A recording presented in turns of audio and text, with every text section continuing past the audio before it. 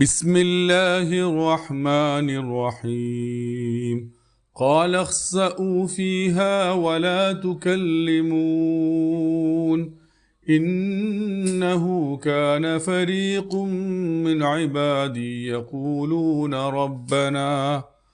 ربنا آمنا فاغفر لنا وارحمنا وأنت خير الراحمين. പരമകാരുണികനും കരുണാവാരിധിയുമായ അള്ളാഹുവിൻ്റെ നാമത്തിൽ. അള്ളാഹു പറയും, നിങ്ങളിവിടെ തന്നെ അപമാനിതരായി കഴിയുക, എന്നോട് മിണ്ടരുത്.